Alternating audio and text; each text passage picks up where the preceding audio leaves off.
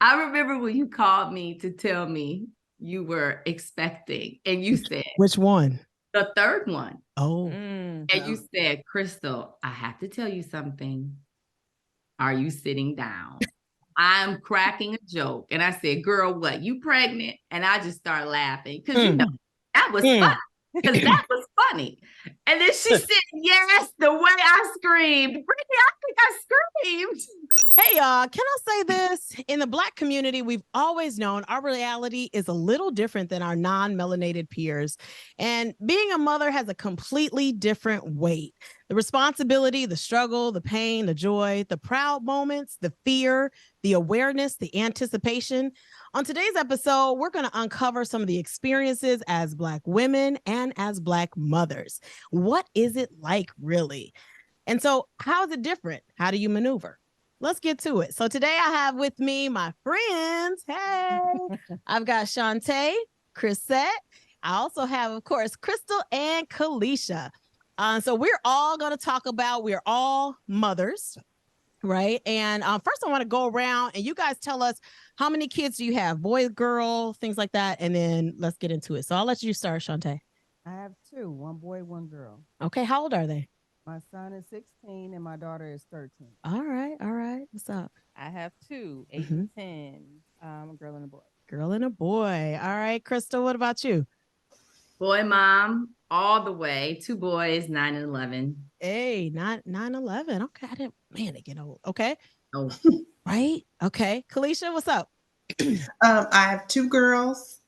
They are 11 and 14. Wow. And as y'all know, I got three boys, boy, mom, 10, 8, and I'm just going to go ahead and say 4 because Jackson's going to be 4 on Monday. Can y'all believe that? It's kind of crazy. no. All right. So being a mom really starts at pregnancy, right? And because you start doing things differently, you're planning, you're preparing, all of that. What was it like for you? And what was the emotion that you remember? For some of us, it's been 11 years, but what do you remember feeling preparing like, man, I'm about to be a mom? Good question. You can have it. I can have it. I'm just gonna pass it off. Pass Yeah. the buck. Okay. Ready. So for me, when I first got married, my husband and I, we had a plan. We're gonna get married. We're gonna have children in 2 years. 2 years came. We started trying. It didn't. So there was a lot of emotion. It took me about a year and a half to get pregnant. So when I finally got pregnant, I know hindsight looking back, a year and a half is not a long time. Some people are struggling much longer. Right. But in that moment, it was a long time. So when I finally got pregnant, it was full of joy. Yeah. Super grateful that God saw fit for me to be a mom. So It was a exciting. joyous occasion for me. Yes. Yeah. All right. All right. Well, I guess I could say I looking back, the relationship started when the child was forming in the womb. Like the personality traits, like things that I think back when I would go in for the ultrasound pics and I was like, she did this then and she still does this now. Or she did this then and like my water broke with my son at 7 a.m. in the morning. He still hops out of bed at 7 a.m. in the morning. Or, like he's a morning person. Yeah. So those traits were there then and I see them now. But yeah, the relationship starts early and yeah. Yeah. Yeah. Kalisha? I was never sure that I wanted to be a mom, to be honest. I really thought that I worked too much and that's really my focus and my goal was always kind of like number one for me. And my husband and I, when we got married, we kind of said, if it happens, it happens. And then we got pregnant and we had a miscarriage. And after that was when I really kind of decided like I really enjoyed that feeling of having life growing inside of me and I wanted to try again. And so I was really excited when we got pregnant with Jayla. And then I always wanted it to be a girl and I found out she was going to be a girl. So for me, it was just like, okay, now I need to pivot. So it was more about trying to learn how to focus on, more than just my job and more than just the work that I'm doing. But I definitely, you know, worked to try to prepare for that. And I was really, really happy both times, but really, really happy that first time around for sure. That's awesome. Crystal, you was pregnant at my wedding. You didn't follow the rules. There were rules. Definitely were rules. Y'all don't remember the rules? I I remember. said, I listen, remember I was the rules. crazy. It's probably why I'm not married today. But What I were the said, rules? y'all couldn't be pregnant at my Oh, wedding. And that's you was in the right. bathroom throwing up, remember? I was. Yeah. And But you know what you should have keep been it a from me. rule? You know what should have been a rule? What should be the rule? You can't get married on my wedding day. Ooh. A year later. The Lord saw fit that He saw fit. I fixed it for And you. I was there and you were there and we were there, girl. Okay, but now it's your day. You can have that day, girl. It's all yours. I don't want to have nothing to do to celebrate you on May Oh my. 28th. Okay, so motherhood. Let's talk. Okay. We talk about motherhood. That's it. So How was it for you preparing for your major cutie? So I was excited. But the truth is I was extremely scared. I was very nervous. And I was nervous because when I was growing up, my father was the nurturer. Mm-hmm. So I'm the biggest daddy's girl in the world. And I think a lot of people, I'm the oldest daddy's girl in the world. And people maybe don't understand why.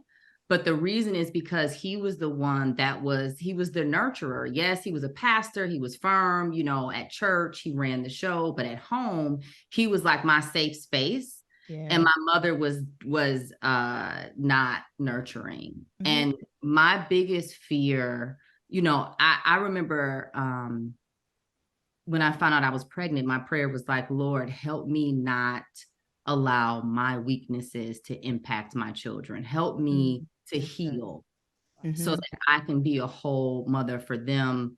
And so I was terrified. I wrote them both letters while I was expecting with them. And the letters I wrote them was honestly just telling them how excited I was to have them, how honored I was to have them. I couldn't believe God chose me, but he did. And I was going to do my best. Yeah. And that they would please see that I was human. That's good. So that the mistakes that I would absolutely make would not be charged against, you know, my heart or my character for them, but only my humanity. So it was a very scary time for me, honestly. But God is good. Ever give them those letters, or do you have a plan to?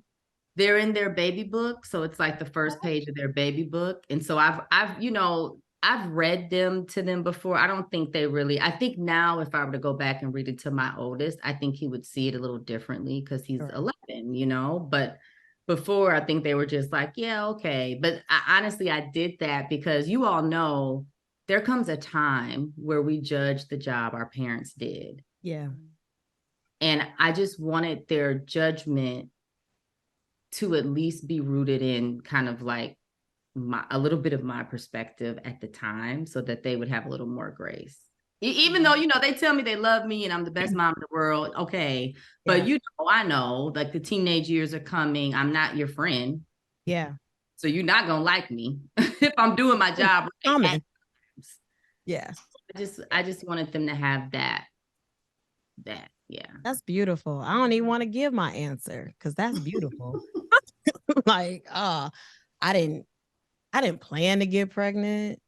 I was trying to work out my marriage, and then my baby came, right? Then I went from Bridezilla to Momzilla, and I was trying to get everything. I wanted everything to be perfect for him, and I did all the organic food, and everything had to be right. Like the house had to be immaculate and clean. I was crazy.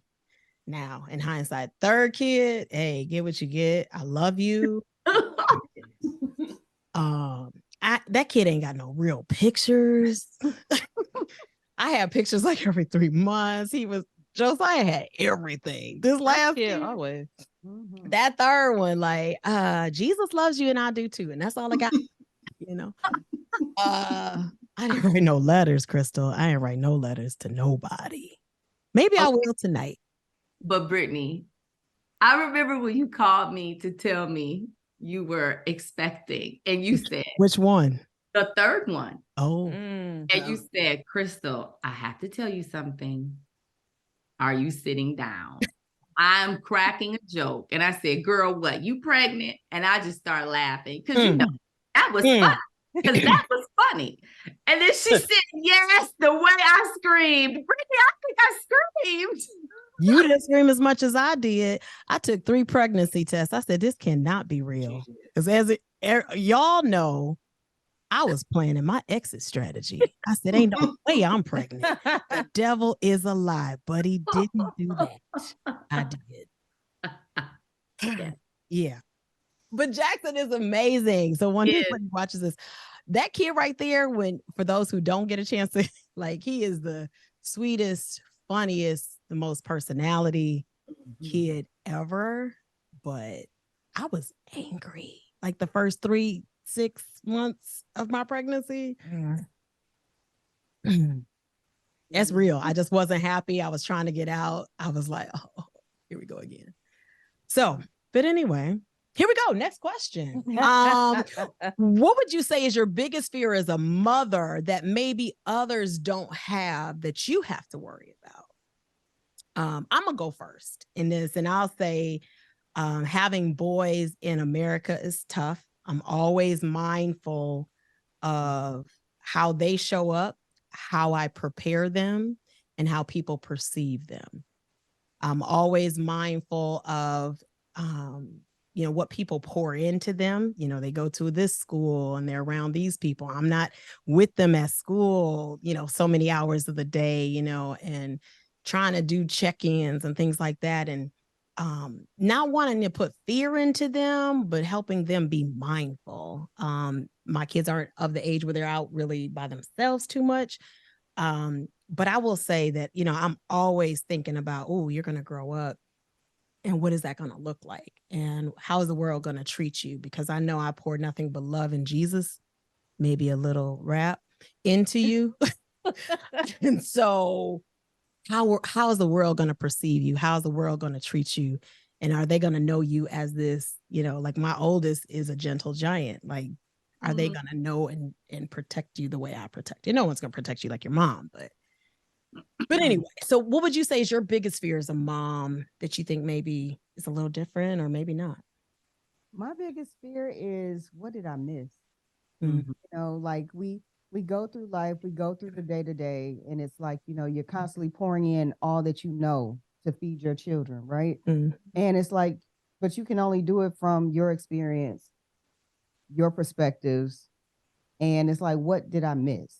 Yeah. And I understand that, we can't cover it all, and just making sure that they're aware of the resources spiritually, mentally, whatever, like making sure that they're aware and they know how to go grab for those resources when they need it, because they will need it in life. Yeah. And trusting that God has the rest. Yeah. That's what you got to do, right? Mm-hmm. Yeah. Yeah. Anybody else? Anything that you say is a biggest fear? I would say a fear for me is raising your children a certain way and then they turn and do like the opposite. Mm-hmm. Do all of this work. You see it a lot. Yeah. We talked about that, right? Yeah. Today. Yeah. Do all of this work and then now they're gonna, we're trying to raise, good humans, and then they do the opposite. So yeah, that would be a fear of mine. Just, I hope that they do, make my return on my investment. Exactly. I'm gonna put you in Jack and Jill, and I'm gonna put you in the football, basketball, baseball, and you're gonna be out here cutting up. You better not cut up. That. I want all my money back all the time with interest. Benches. Absolutely. Right? Oh no. I also tell, well, that has nothing to do with what we talking about. Go on. Y'all got some fears y'all want to talk about? I think, for me, anxiety is something that I had to be delivered from. Mm-hmm. And so as a result, I had many fears. Some I think were grounded in experiences, things that I've seen, Others were just the anxiety trying to take over. But like I said, I've been delivered from that.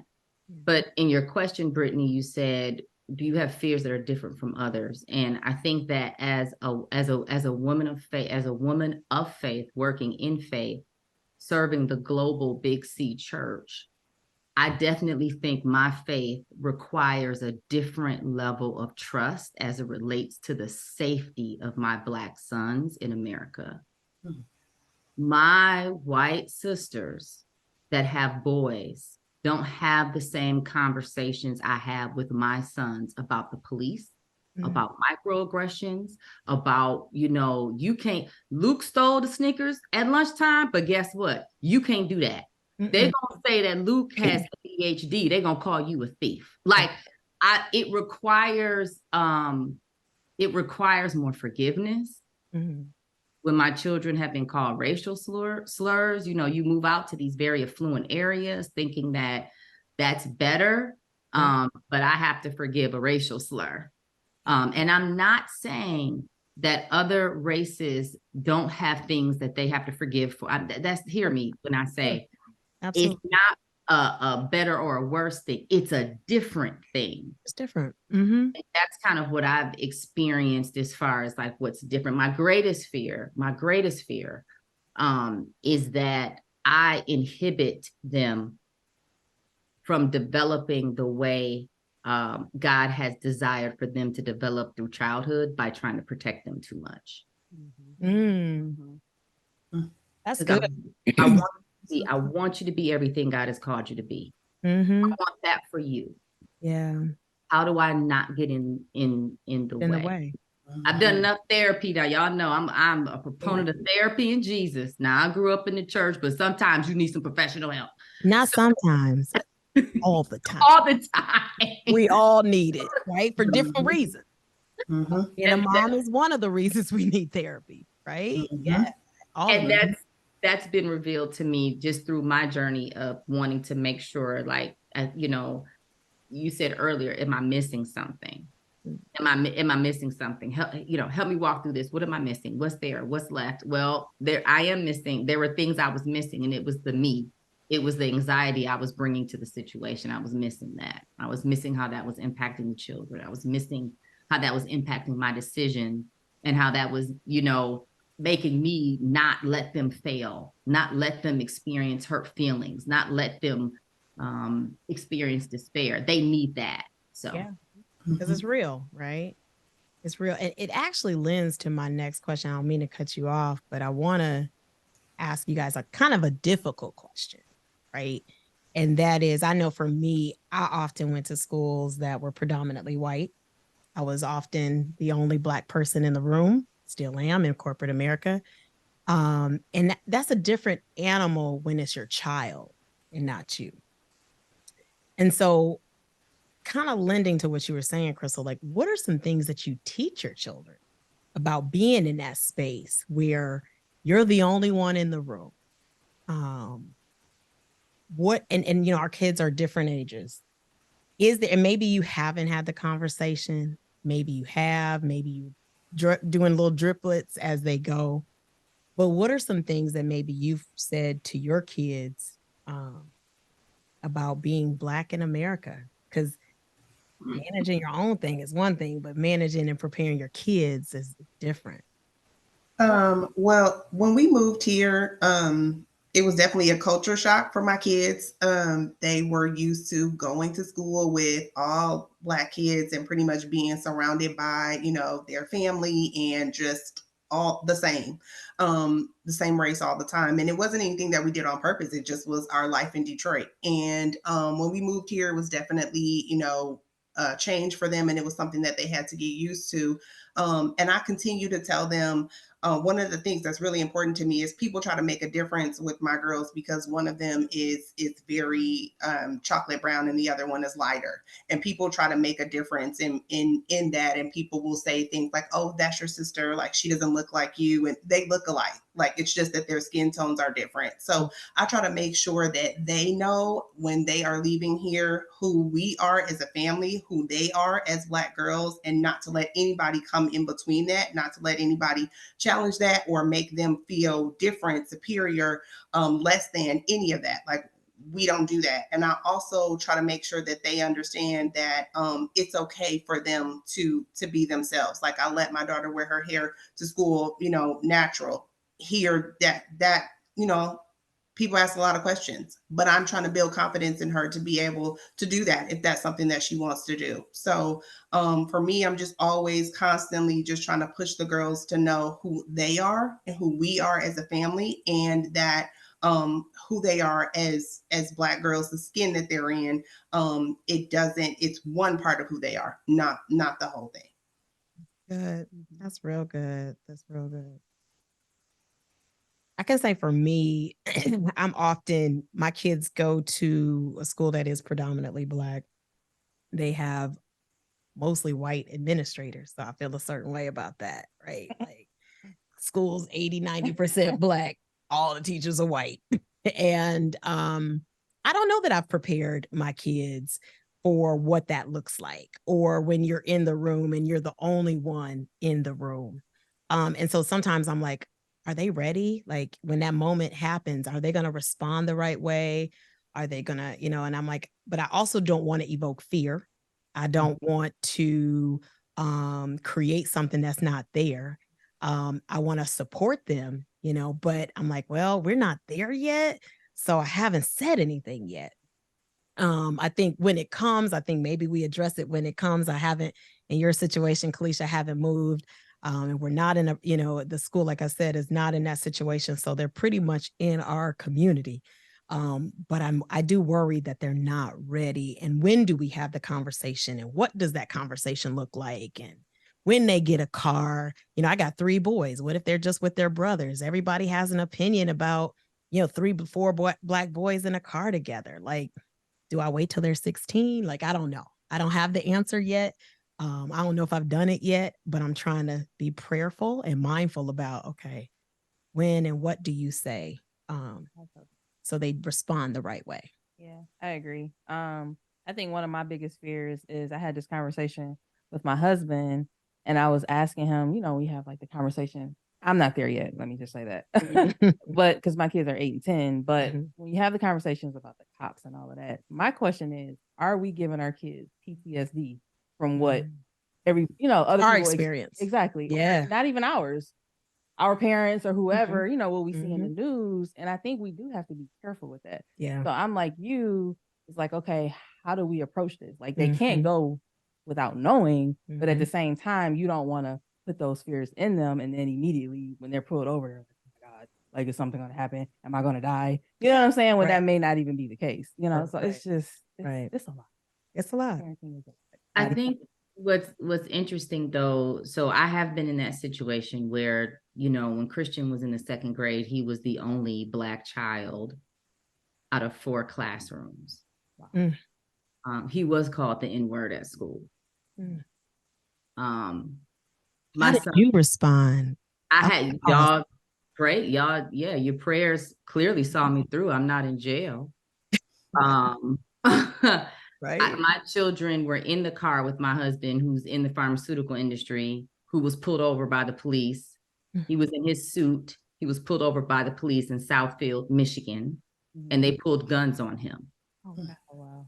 We don't live there. We live in Bloomfield Hills. So it was like 20 minutes from the house. And so we had to explain. That's the thing that happens when you're a minority. Unfortunately, these experiences often happen to you early, to where you don't have the grace period to wait till I think you can handle it. Guess what? Life be lifing. That life has been lifing. So so we have to have the conversation. And the first thing I tell my children is, God is intentional.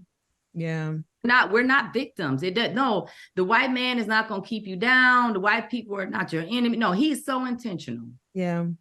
And that's what I want them to hold on to more than anything else. This is not happening to me. This is happening for me. God has a plan for my life. Everything is everything about me is intentional, including like the type of hair. My boys have different hair texture. I'm on the natural bandwagon. I'm not crazy, but I'm just gonna agree with God. And so even those kind of conversations we've had to have. And I just think, you know your child. And that's I think the best.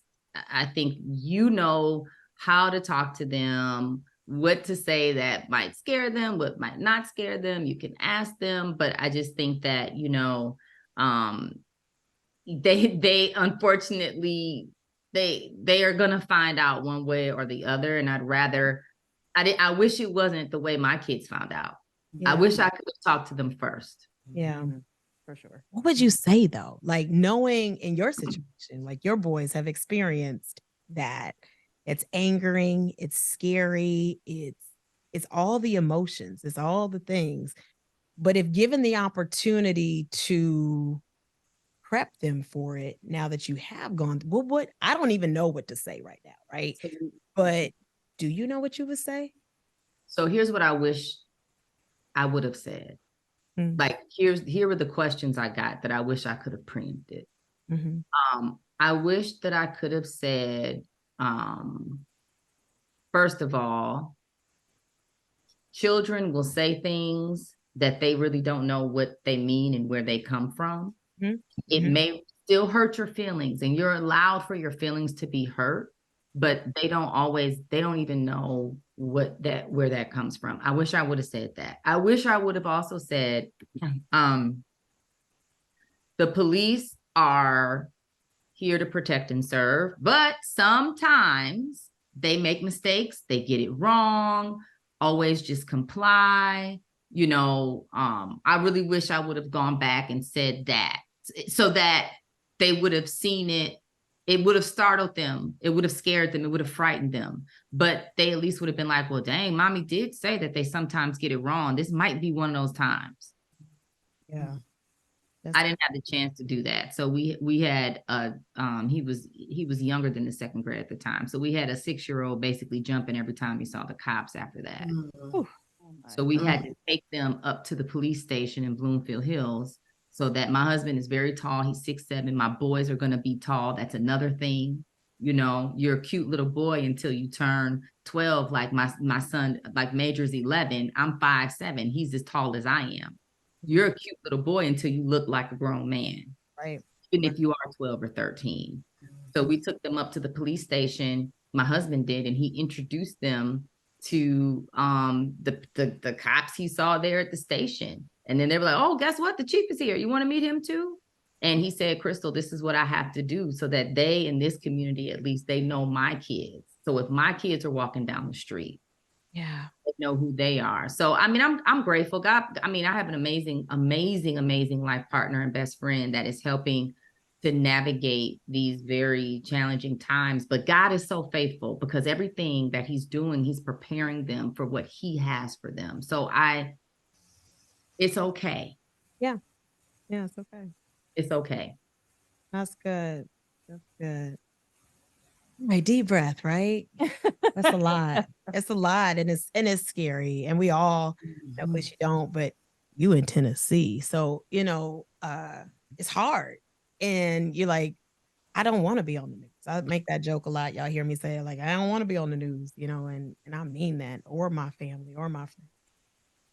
All right, so let's take a shift in a different way. Tell me a moment where you felt like mommyhood was a lot. You needed a break. And you needed a timeout. If you're comfortable with sharing, what was it, or what did you do that gave you the break? Like, okay, I did this because I needed a break. It was too much for me, or all of these things, whatever question you want to answer, right? What, these are the things that, like, all of this stuff start happening. And that's when I realized I needed a break. Or you can answer what you did for the break. Well, I used to take breaks. We always lived away from family, and the tension in the home between my ex-husband and I, the kids when they were younger, it was just too much. So I would dedicate a weekend per month to just go away, go That's get a smart. hotel room, go get a massage, do something to take that time back for myself, so that I could pour into my family when it was needed. But that was when they were younger. That's smart. It switches up when they get a little older. And like I said, my kids are 13 and 16. So now it's like, okay, you don't need me? Oh, Yeah. all right. Okay. You need me now? No. Okay. Yeah. Yeah. I mean, motherhood can be a lot. I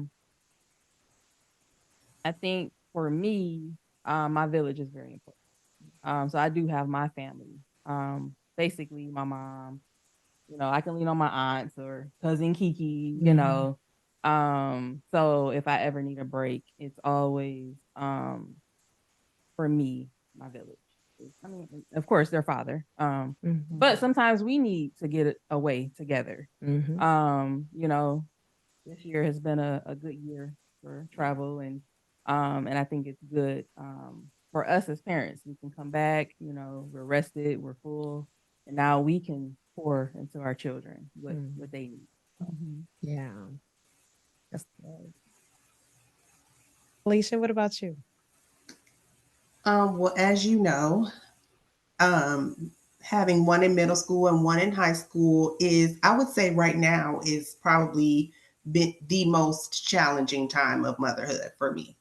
Um, because they are both coming into who they are going to be in two different ways, in two different directions. And what the middle schooler needs is totally different than what the high schooler needs. And they're even at two different schools now. So we have just a whole new thing going on. And they are both at a place where they are testing me just a little bit, just to see what can I do? How many times can I come back before you say that's enough?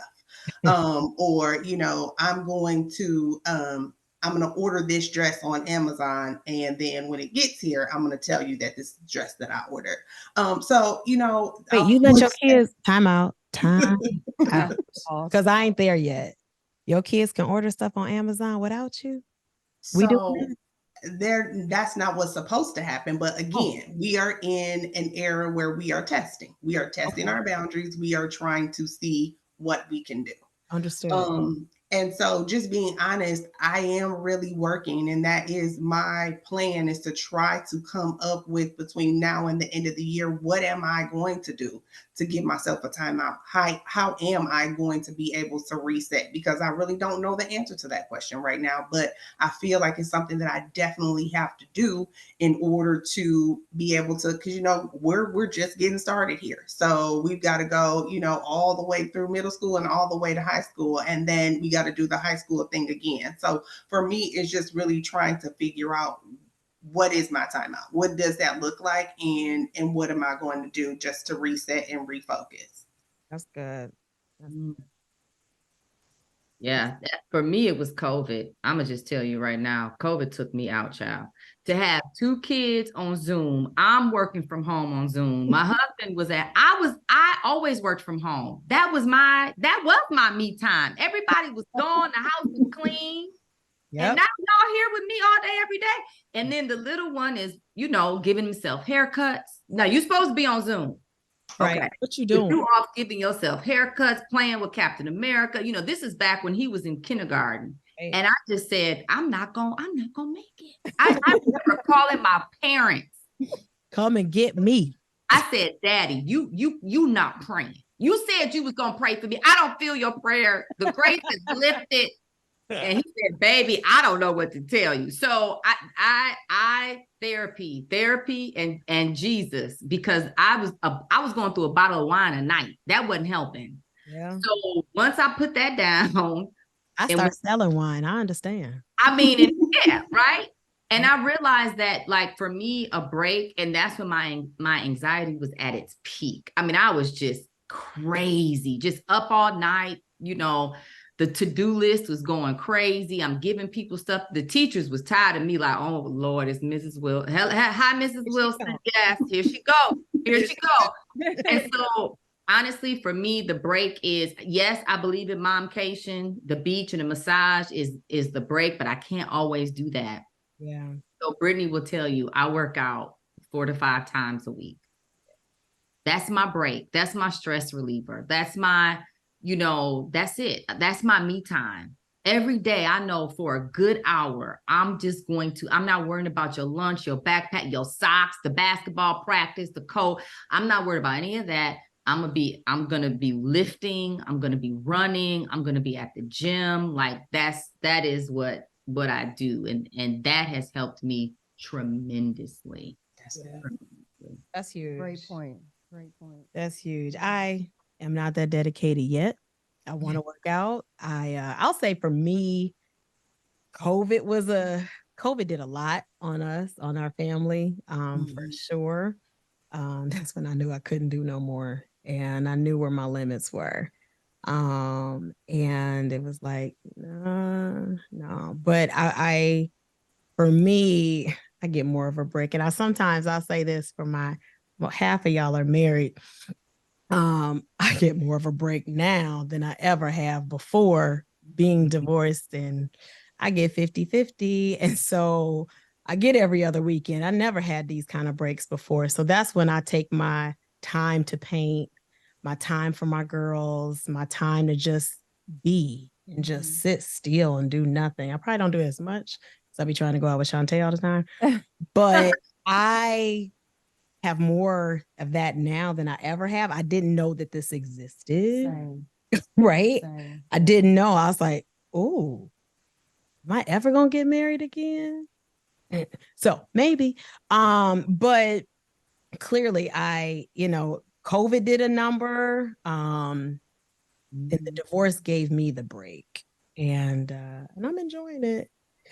But let me change gears a bit to not necessarily what I was going to ask, but one of the conversations we have a lot about is being a mom versus a dad, right? And I know for me, we talked about this today. When I tell my kids, do this, they don't always do it right away.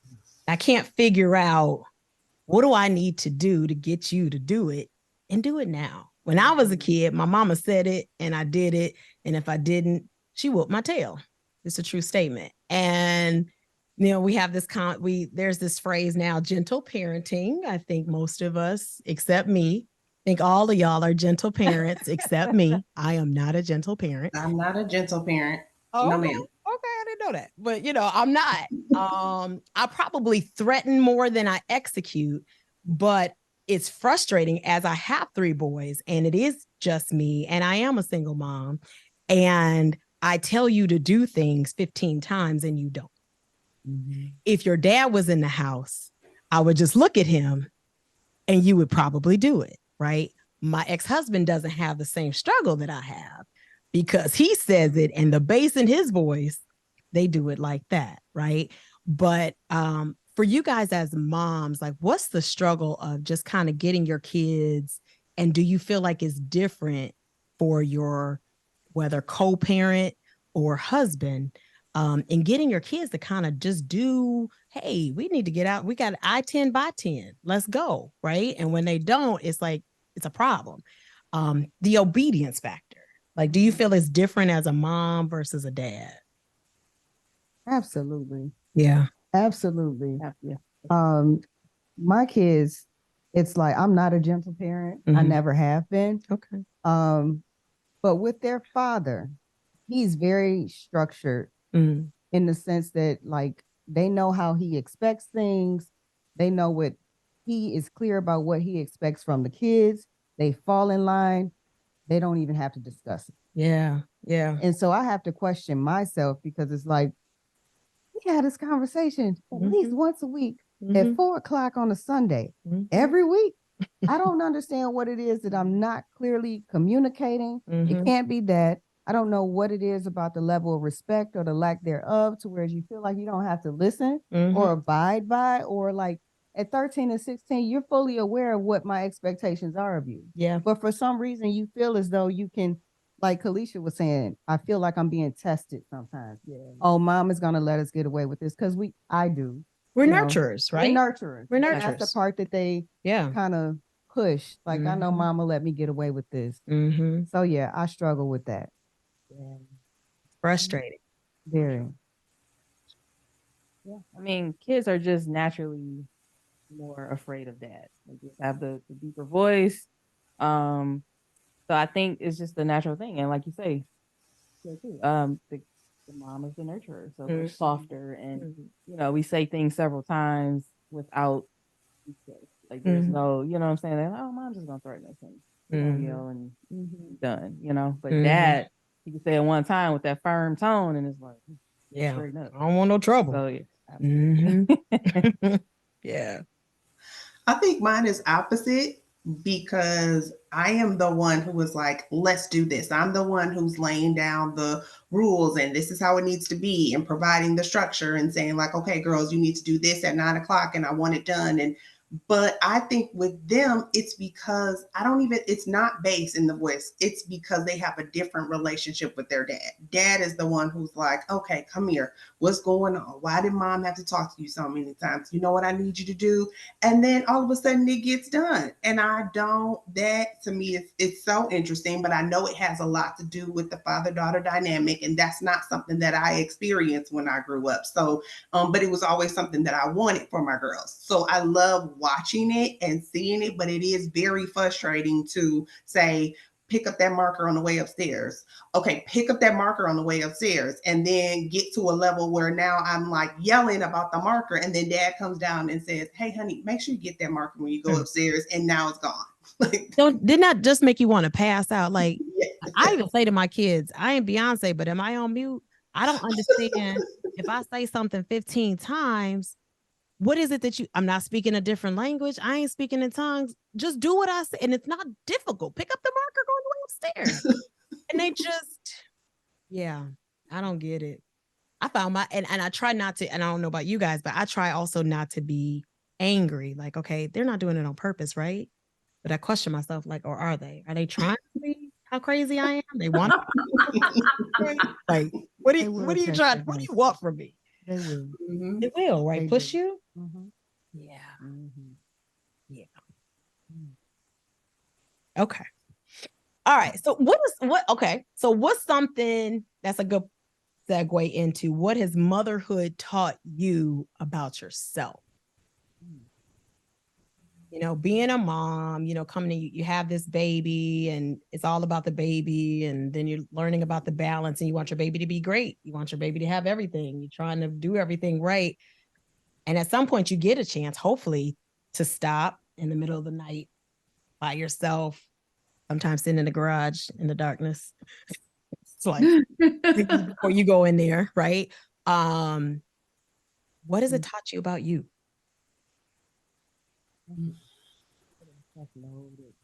A lot. Yeah.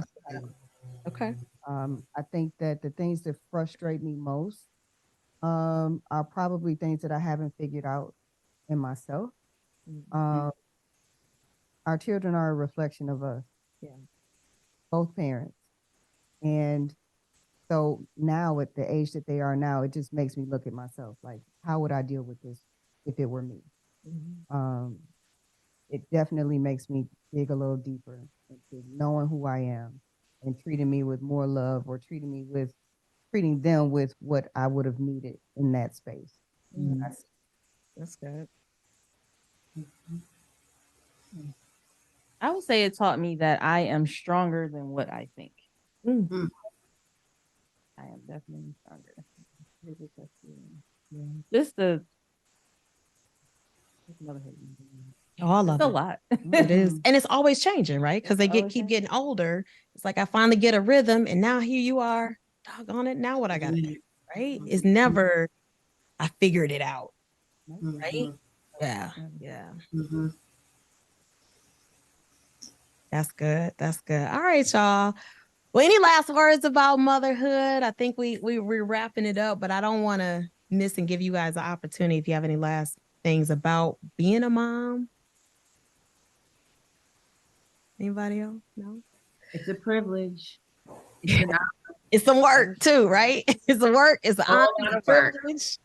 It's a process. For sure. All right. Well, I really appreciate all of you guys joining and sharing some vulnerable moments about being a mom, one of the hardest jobs on the planet.